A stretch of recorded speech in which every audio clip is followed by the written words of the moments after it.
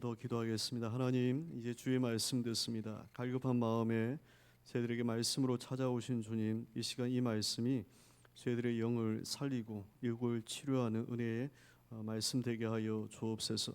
말씀 앞에 저희들이 순종하고 때로는 이 말씀이 저희들의 인생이 답답한 막힌 모든 것들을 열어주는 하나님의 또한 피할 길이 또한 되게 하여 주시옵소서. 겸허히 말씀을 받습니다. 이 말씀이 저희들의 삶에 아멘 되어지는 역사 있게 하여 주옵소서. 모든 말씀 우리 주 예수 그리스도 이름으로 기도합니다. 아멘. 자, 우리 평화일사 같이 한번 나누시죠. 사랑합니다. 축복합니다. 한 번 더 인사 나누시다. 건강합시다. 예, 건강하셨으면 좋겠습니다. 여러 가지 염려되어지는 일이 많지만 또 여전히 하나님의 도우심과 또한 인도하심이 여러분의 삶 가운데 함께 하시기를 주의 이름으로 축원합니다. 갈라디아서 13번째 말씀을 여러분 함께 좀 나누려고 합니다. 지난 시간에 사도 바울은요, 세상의 상속법의 그런 논리를 따라서 율법과 복음의 분명한 그 관계에 대해서 이야기를 했죠. 법적인 상속자여도 만일 미성년자라면은 법적인 권한을 행사할 때까지, 즉 성인이 될 때까지 법적인 후견인 아래 보호와 관리를 받게 되어지죠. 그래서 이제 성인이 되면 이제 모든 이제 법적인 것을 행사할 수가 있는 것처럼 우리가 어렸을 때에는 후견인과 또한 초등교사와 같은 율법의 아래에 있게 되어지지만 때가 되어 하나님이 그의 아들 예수 그리스도를 우리에게 보내어 주심으로 이제는 우리를 속량하시고 아들의 명분을 얻게 되었다. 지난주에 명분에 대해서 이야기를 드렸어요. 그래서 두 가지 분명한 사실을 우리가 얻게 되었다 말씀을 드렸어요. 하나는 우리가 종이 아니라 하나님의 아들이다. 두 번째는 우리가 하나님의 유업을 받는 약속을 받는 자녀다라고 말씀을 드렸어요. 우리가 하나님께 기도하는 것은요, 수많은 우상들 가운데 우리가 기도라고 하는 종교적인 용어로 간구하여 구하는 것이 아니잖아요. 우리의 아버지 되시는 그분께 아들의 자격으로 나가서 우리가 구하는 겁니다. 그래서 구하라 찾으라 문을 두드리라고 말씀하시고 하물며 구하는 자에게라고 말씀하시는 것은 우리가 아들이기 때문에 자녀이기 때문에 하나님께서 우리에게 말씀을 하시는 거죠. 그래서 오히려 하나님께서 우리에게 구했으면 좋겠다는 거예요. 우리에게 너가 찾았으면 좋겠다는 겁니다. 나에게 도와달라고 했으면 좋겠다는 거예요. 그렇게 하나님께서 우리에게 끊임없이 삶의 자리에서 우리를 불러주셔서 우리를 인도를 하고 계시죠. 오늘 말씀은요, 4장 7절까지 지난주까지 말씀이 사도 바울이 갈라디아 교회 교인들에게 사실 복음에 대하여 전하고 싶은 말씀의 핵심은 다 들어가 있었어요.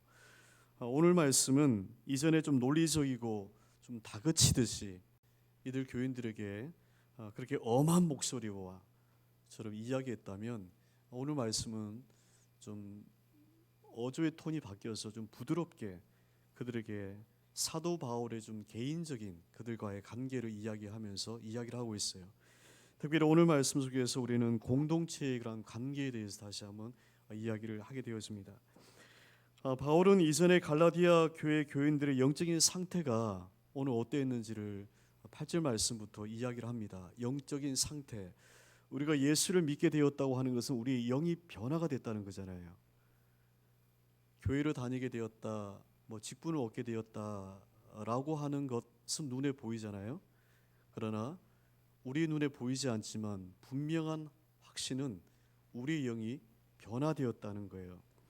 영적인 변화를 의미하는 오늘 중요한 두 개의 단어가 나옵니다. 8절 말씀을 보면요, 그때에라고 하는 단어가 나와요. 그리고 9절 말씀 보니까 이제는 이라고 하는 단어가 나옵니다. 그때에 사도 바울이 갈라디아에 가서 복음을 전하기 이전에 그때에 그들은 이방인이었고 갖가지 우상을 섬기는 사람이었어요. 그래서 8절에 이야기하기를 그때에는 하나님을 알지 못하고 본질상 하나님이 아닌 자들에게 너희가 종노릇 할 수밖에 없었다라고 이야기를 하고 있어요. 그때라는 거죠.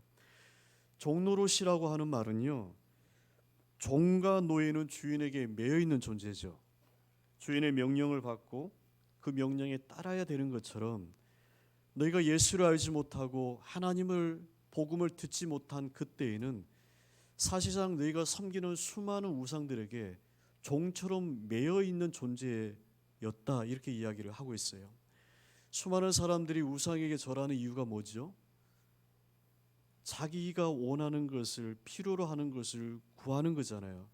이제 대입철입니다. 이제 이번 주가 되어지면 코로나로 인해서 모이는 열기가 다소 식어졌다고 하지만 유명한 전국의 사찰이나 용한대에는 사람들이 여러분 여전히 많이 있어요. 그들의 목적이 뭐죠? 자식 시험 잘 보게 해달라고, 취업 위해서, 건강 위해서, 그런 목적을 가지고 엎드려 기도하는 거잖아요. 자신의 필요를 구하는 목적을 그렇게 하는 거잖아요. 그들이 알지 못할 때, 예수의 복음을 듣지 못할 때 그들의 모든 필요와 모든 것들은 사실은 그들이 알지 못했던 수많은 우상에게 본질적으로 매여 있는 종로로 타는 것이었다, 이렇게 이야기를 하고 있어요. 여러분, 이것은 구원을 받기 이전에, 우리가 예수의 복음을 받기 전에 사실은 모든 영혼들의 한결같은 모습과도 같아요. 갈라디아서 여러분 2장 2절 말씀, 에베소서 2장 2절 말씀을 같이 한번 읽어보시겠습니다. 있습니다. 그때의 너희는 그 가운데서 행하여 이 세상 풍조를 따르고 공중의 권세 잡은 자를 따랐으니 곧 불순종의 아들들 가운데서 역사하는 영이라. 에베소 교회 교인들에게 사도 바울이 쓴 겁니다. 그때에 에베소 교회 교인들이 사도 바울의 복음을 듣기 전에도 그들이 갈라디아 교인들과 영적으로 같았다는 겁니다. 공중의 권세 잡은 자를 따랐다는 거죠. 공중의 권세 잡은 자를 따르면서 본질상 불순종의 아들들 같은 진노의 자녀일 수밖에 없는 그들이 갈라디아 교회의 교인들도 마찬가지였다는 것이었어요. 그런데 이들 교인들이 사도 바울이 전한 그 예수의 복음을 듣고 그들의 영이 변화가 됐다는 겁니다.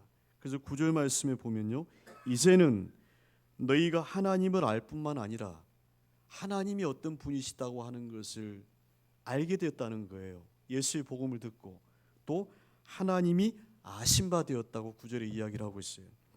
그때에 하나님을 알지 못해서 수많은 우상들 앞에서 자신의 필요를 구하여 얻으려고 했는데 사실은 그것이 본질상 진노의 자녀처럼 우상에 매여 있는 종로로 타는 것일 수밖에 없었다는 겁니다. 영적으로 몰랐다는 겁니다.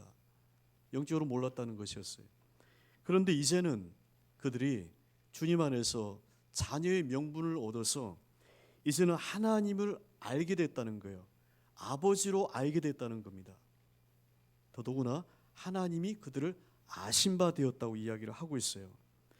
여러분, 때로는 내가 하나님을 아는 것은 지식의 수준에 머물 수 있어요.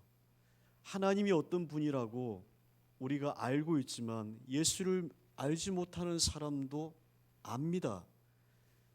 교회 다니지 않은 사람들이 성경을 더 열심히 읽고 있어요.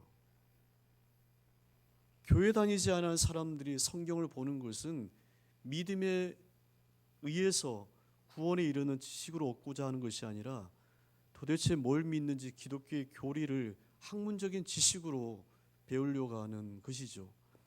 그들이 알고 있는 지식은 오히려 우리가 알고 있는 성경의 지식보다 더 해박할 수가 있어요. 더 해박할 수가 있어요.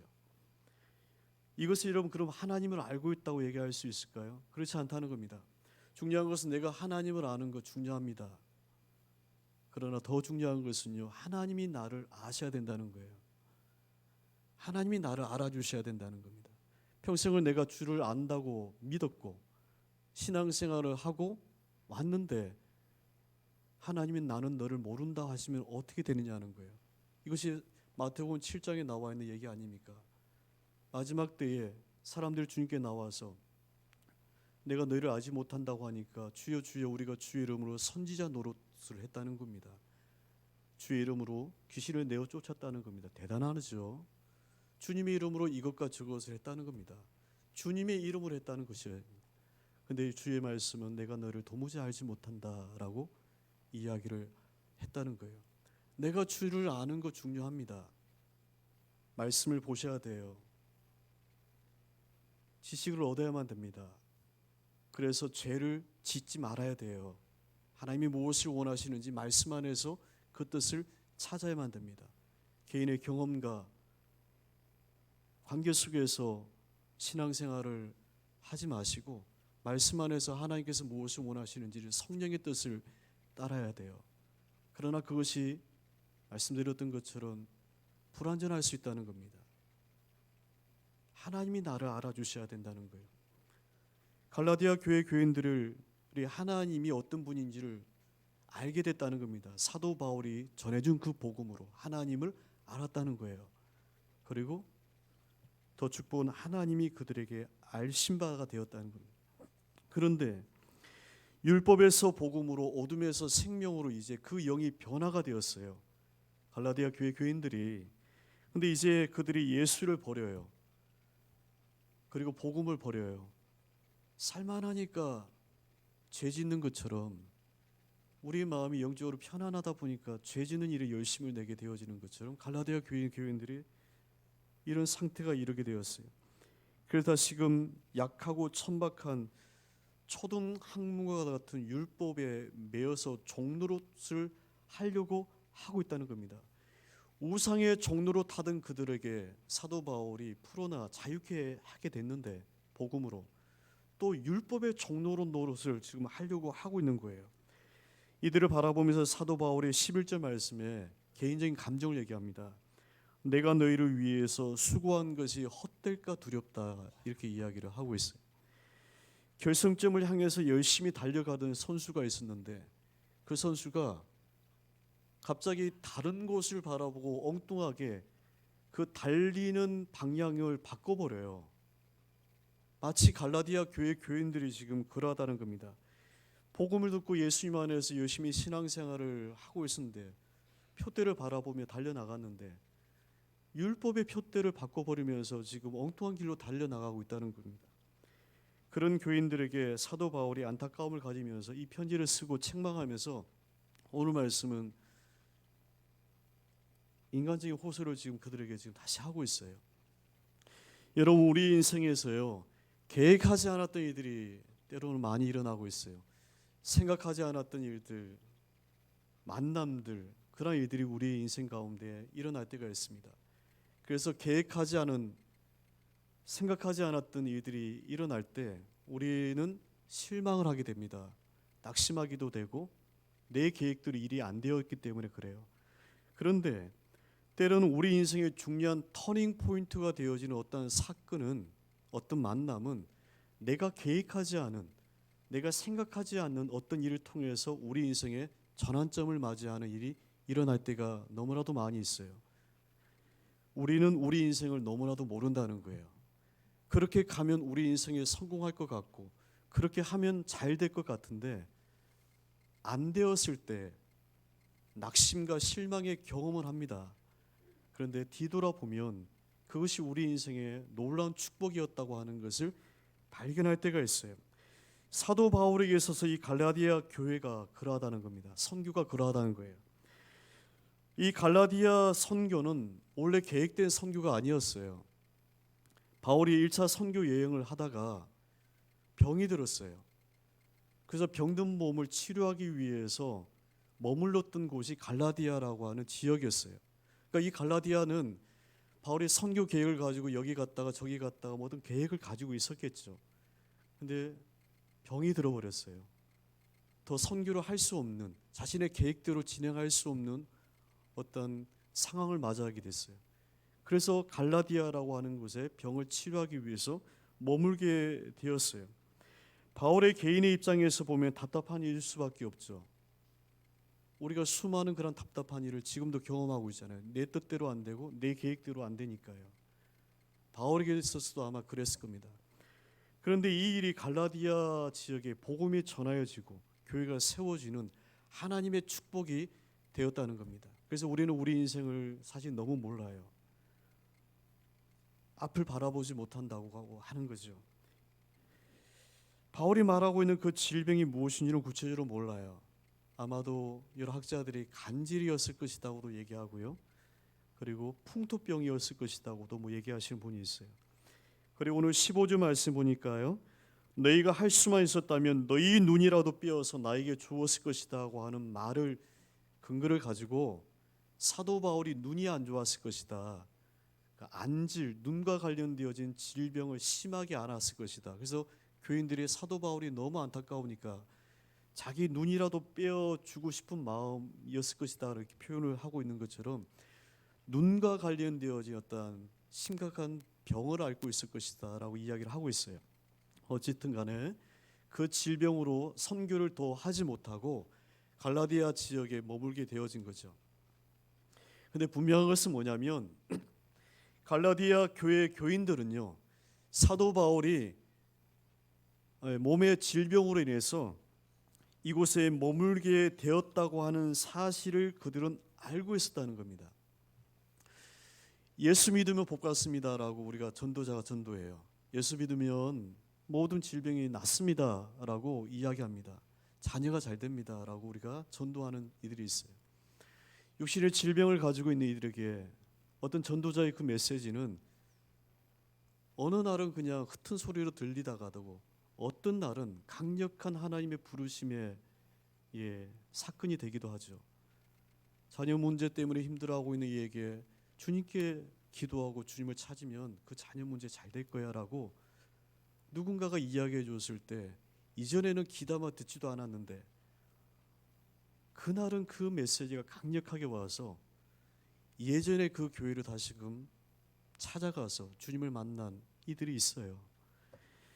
예수 믿으면 구원받는다, 예수 믿으면 잘 된다, 예수 믿으면 건강하다라고 이야기를 하는데 자신이 질병으로 고통을 당하고 있어요. 그러면 듣는 사람은 예수 믿으면 병 낫는다고 하는데 자기가 질병으로 고통을 당하고 있으면 복음의 능력에 대해서 의심해 볼 수밖에 없는 거잖아요. 마치 어떤 사람이 감기에 대해서 아주 특효약을 가지고 있어요. 이것을 팔아요.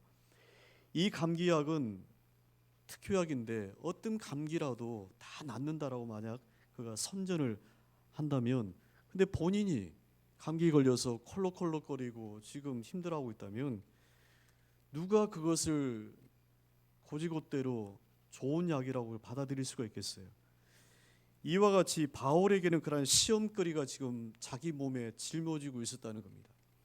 사도 바울이 복음을 전하다가 지금 병에 걸려서 갈라디아 지역에 머물게 되었는데, 바울이 병 치료를 목적으로 그냥 신금만은 아니었어요. 그곳에 있으면서도 그가 병든 몸, 연약한 몸을 가지고 사람들에게 복음을 전했던 것이었어요. 그런데 이 갈라디아 교회 교인들이요, 사도 바울의 그 신의 연약함을 업신여기지 않았다는 것이었어요. 말씀 보니까 천사처럼 그리스도 예수처럼 사도 바울을 영접하여 받아들였다는 것이었어요. 이것이 사도 바울은 고맙고 고마운 일이었어요. 그런데 그렇게 교회가 여러분 세워지게 되었어요. 그렇게 이 믿음의 공동체가 지금 이루어지게 된 거였어요. 그런데 지금 교인들이 사도 바울이 전하지 않은 율법을 따르고 있다는 겁니다. 바울은 그들에게 15절 말씀에 이렇게 물어요. 너희의 복이 지금 어디에 있느냐고 물어요. 바울을 통해서 들었던 그 복음을 통해서 경험했던 그 많은 우상들 가운데 한 우상을 섬기는 게 아니잖아요.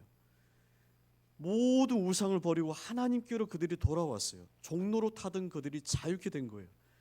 바울을 통해서 병든 자신이 전했던 그 복음을 통해서 그들이 예수의 복음을 듣고 하나님의 자녀가 되었어요.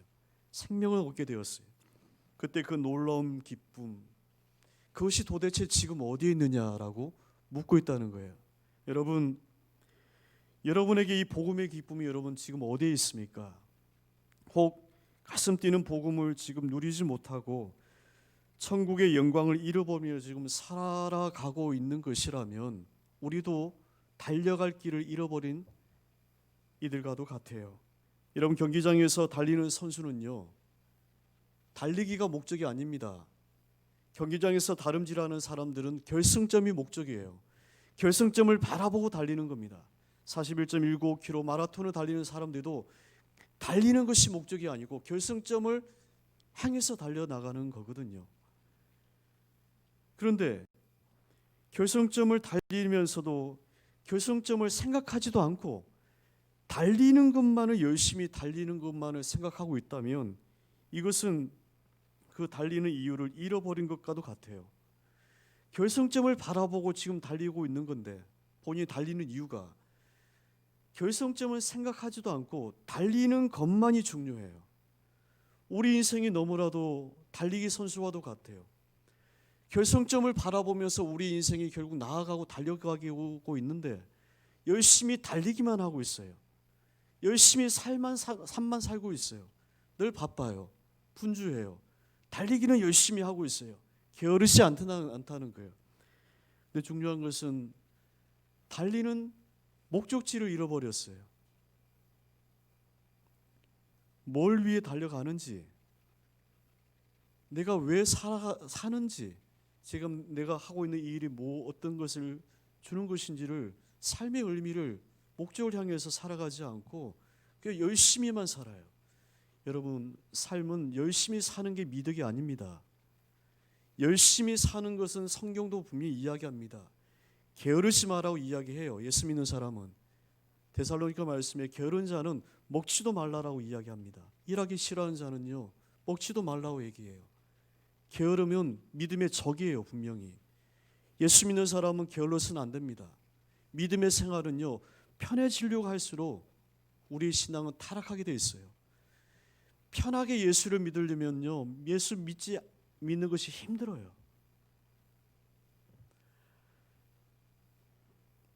이 땅에서 우리 인생의 결승점이 눈앞에 있어요.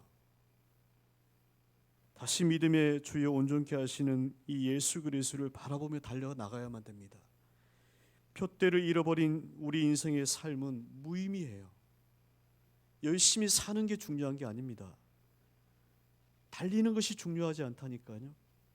어디로 가고 있느냐, 그 방향이 중요해요. 지금 바울은 갈라디아 교회 교인들의 어리석음의 이 신앙을 책망하기 위해서 이 갈라디아 서를 썼어요. 그래서 다소 격앙된 언어입니다. 그리고 그들에게 율법을 강조하고 있는 이 거짓 교사들의 거짓된 그들의 가르침을 들추기 위해서 지금 율법과 복음의 그 관계에 대해서 지금 이야기를 하고 있어요. 편지를 통해서 율법을 강조하는 율법의 종노릇을 이야기하고 있는 이들의 거짓을 들추고 책망하고 그 가르침을 따르는 교인들을 지금 편지에서 책망을 하고 있어요. 16절 말씀 보면 이런 말이 있어요. 내가 너희에게 참된 말을 함으로 원수가 되었느냐, 이렇게 이야기하고 있어요. 이것은 바울이 갈라디아 교인들을 원수로 여기고 있다고 하는 말이 절대로 아닙니다. 갈라디아 교인들이 사도 바울을 불편해하고 있다는 얘기예요. 불편해하고 있다는 겁니다. 원수처럼 불편해하고 있다는 얘기예요. 바울과 교인의 관계들이 불편하다는 겁니다. 원래 그러진 않았죠. 바울이 얘기했던 것처럼 갈라디아는 병든 몸을 가지고 그곳에서 바울이 복음을 전했어요. 근데 갈라디아 교인들이 사도 바울의 병든 몸을 업신여기지 않았어요. 너 몸이라 건사하라라고 사도 바울이 전하는 복음과 육신의 병든 것을 함께 치부하지 않았던 것이었어요. 바울을 기쁘게 받아들이고 천사처럼 영접해 주었다니까요. 그런 교인들이었어요. 사도 바울이 자신을 거부하지 않은 교인들에게 복음을 전하고 단숨에 교회가 세워진 게 아니죠. 사람이 영적으로 단숨에 변화가 되나요? 예수의 구원은 즉시로 이루어지지만 그의 성화의 삶은 평생 걸리잖아요. 한 사람이 변화되어지고 그렇게 변화되어지면서 믿음의 가정들이 이제 세워져 나가는 것을 사도 바울이 봤어요. 그래서 이 공동체가 이제 만들어져 나가게 되었어요. 그토록 이 갈라디아 교회의 교인들은 바울에게 고마운 사람들이었어요. 그런데 바울이 이제 그들에게 잘못된 율법을 따르고 있는 그들을 책망해요. 바울의 표현처럼 내가 참된 말을 함으로 너희가 원수가 되었냐는 거예요. 지금 교인들은 바울의 말을 불편해해요.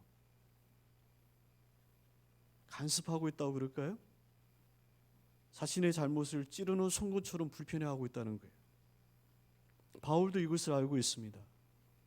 그래서 그 스스로가 내가 원수가 되었냐라고 그들에게 지금 묻고 있는 거예요. 내가 바른 말을 한다고 해서 너희와 나의 관계가 원수가 되느냐? 너희가 나를 원수로 여기고 있느냐? 그러나 바울은 이들 교인들을 포기할 수가 없어요. 오늘 말씀입니다. 우리 19절 말씀을 같이 한번 읽어보시겠습니다. 있습니다. 나의 자녀들아, 너희 속에 그리스도의 형상을 이루기까지 다시 너희를 위하여 해산하는 수고를 하노라. 갈라디아 교인들은 병든 바울 자신을 업신여기지 않고요, 천사처럼 귀하게 맞이했어요. 아픈 자신을 위해서 자신들의 눈이라도 떼어서 바울에게 주고 싶은 마음이 있었던 교인들이 갈라디아 교인들이었어요. 그들에게 늘 고마운 마음을 바울은 가지고 있어요.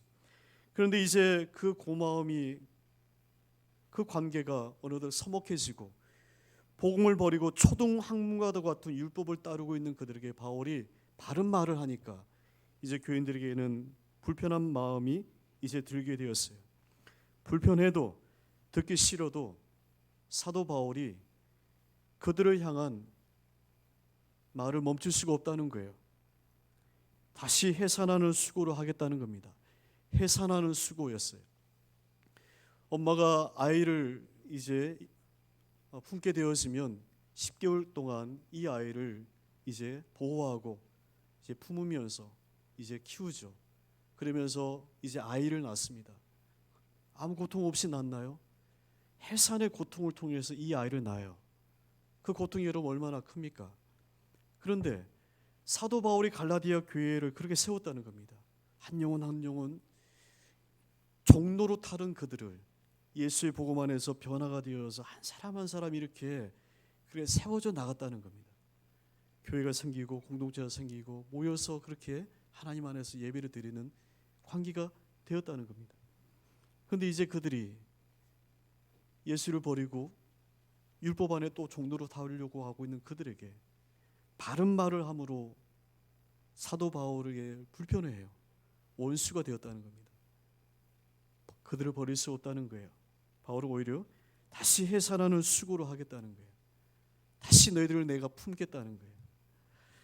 해산의 수고보다, 고통보다 생명을 얻은 기쁨이 더 크다는 겁니다. 여러분, 이것이 주님 안에서 오늘 저와 여러분이 주님께서 우리에게 동일하게 경험하시는 하나님의 은혜인 것 같아요. 예수의 복음을 듣고 우리도 주님 안에서 이 복음의 기쁨 안에서 신앙생활을 했어요.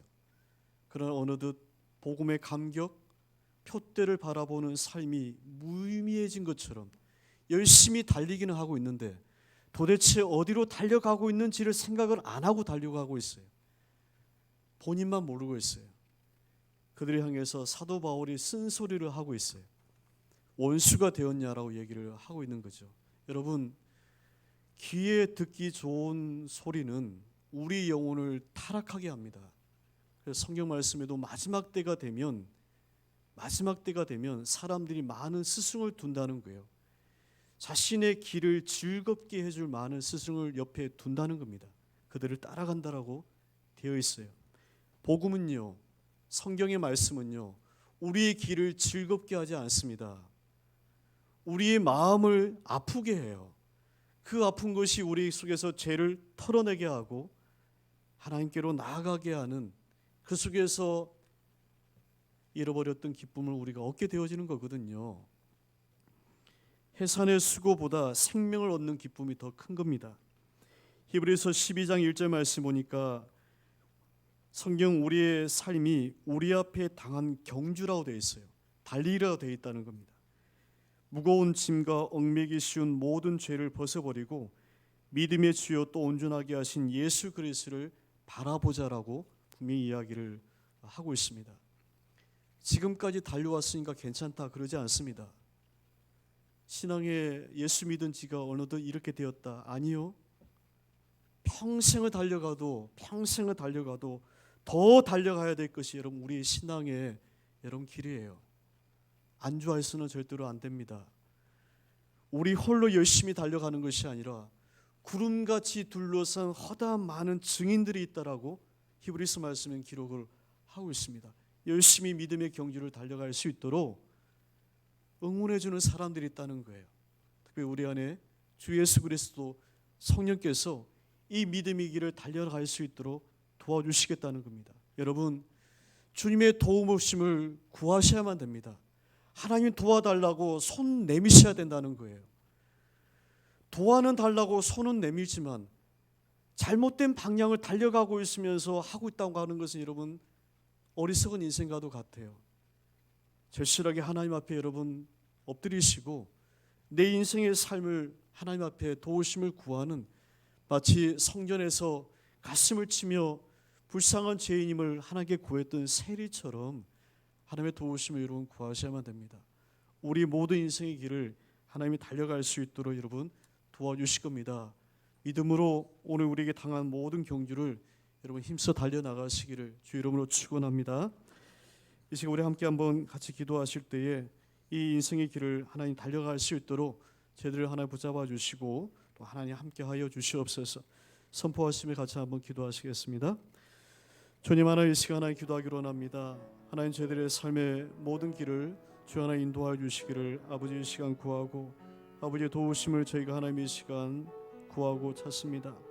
성령 하나님 이 시간 저희들을 붙잡아 주셔서 선한 하나님의 도우심의 은혜를 저희들이 하나님 얻기를 원하오니 주의 역사하시고 인도하여 주시옵소서. 말씀 안에 우리를 책망하시는 주의 음성을 저희들이 귀담아 듣게 하시고 주의 이 인생의 길을 하나님 저희들이 홀로 열심으로가 아니라 주의 도우심과 하나님의 뜻을 구하며 나아가는 하나님의 자녀들 되게 하여 주옵소서 믿습니다. 하나님, 어느덧 인생의 길이 여기까지 왔습니다. 때로는 열심히는 달려가고 있지만 삶의 방향을 잃어버리고 있는 것은 아닌지를 하나님 돌아봅니다. 우리의 삶의 경주는 결국 주의 품에 안길 때까지입니다. 이 땅에서의 삶의 경주를 멈추지 않고 주님 나라를 표대 삼고 열심히 하나님의 도우심을 구하며 달려나갈 수 있도록 주여 도와주시옵소서. 하나님 구하라 하셨습니다. 찾아라 하셨습니다. 문을 두드리라 하셨습니다. 하물며 구하는 자에게 하나님께서는 좋은 곳으로 성령을 주시지 않겠냐라고 또 분명히 말씀을 하셨습니다. 하나님, 우리 인생이 우리 힘으로는 달려나갈 수 없습니다. 하나님, 우리에게 힘을 주셔서 걸어가게 하시는 것은 주님이 힘을 믿사오니 주의 도우심을 간절하게 구하고 아버지 앞에 엎드려 아버지의 도우심을 찾는 하나님의 모든 자녀들 다 되시도록 하나님 우리 인생의 길을 붙잡아 주시고 함께하여 주시옵소서. 모든 말씀 우리 주 예수 그리스도 이름으로 기도합니다. 아멘.